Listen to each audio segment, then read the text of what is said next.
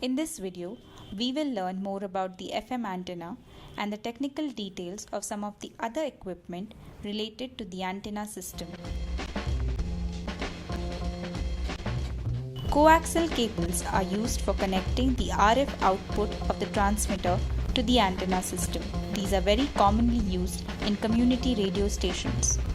These cables come in different sizes and ratings depending upon the power of the transmitter and attenuation of the cable at the operating frequency. When any wave travels into a coaxial cable, power fed to it at input gets reduced till it's delivered to the antenna.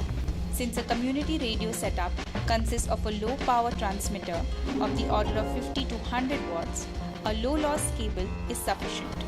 This loss is called the attenuation or cable loss and is expressed in decibels per 100 meter length. Cables of the shortest possible lengths are used to keep minimum cable loss. The characteristic impedance of this coaxial cable is 50 ohms.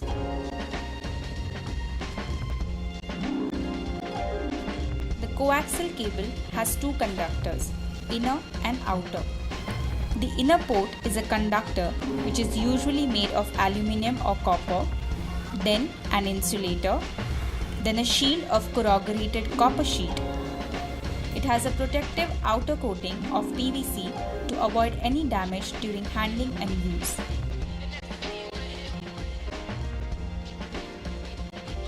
Dummy load is a device which is used to test the working of the transmitter before its output is connected to the cable and antenna. These are available in different types depending upon their power handling capacities. Since the power of transmitters to be tested in a community radio station is of the order of 50 to 100 watts, a small dummy load of 100 watt power with convection cooling is sufficient.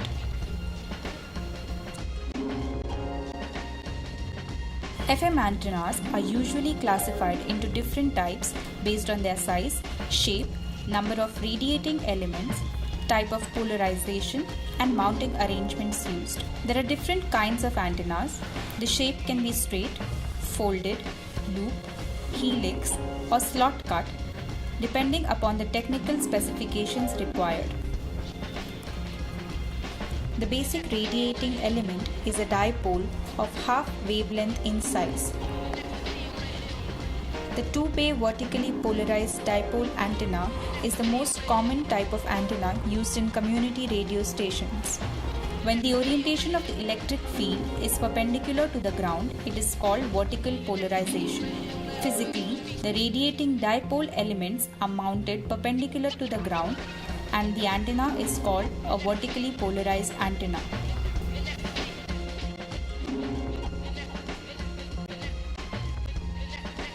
What we see here is a folded dipole.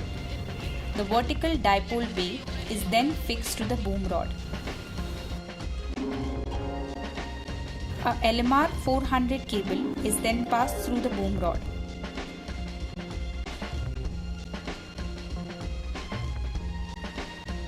Next, a rubber stopper is fixed to protect the dipole from water and moisture.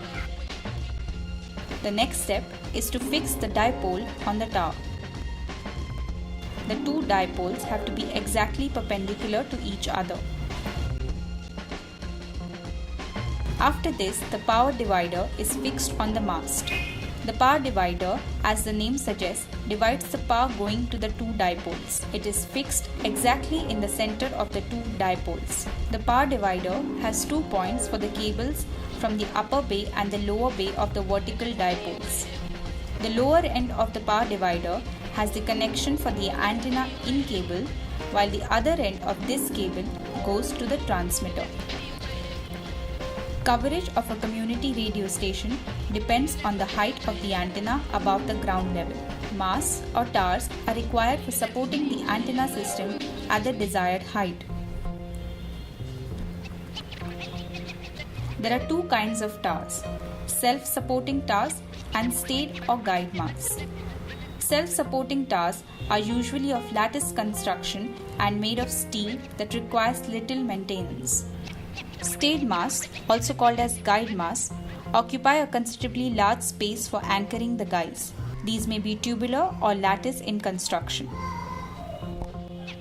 There are different kinds of FM antennas that are available, but in this video, we focused on the most common antenna that is used in community radio stations,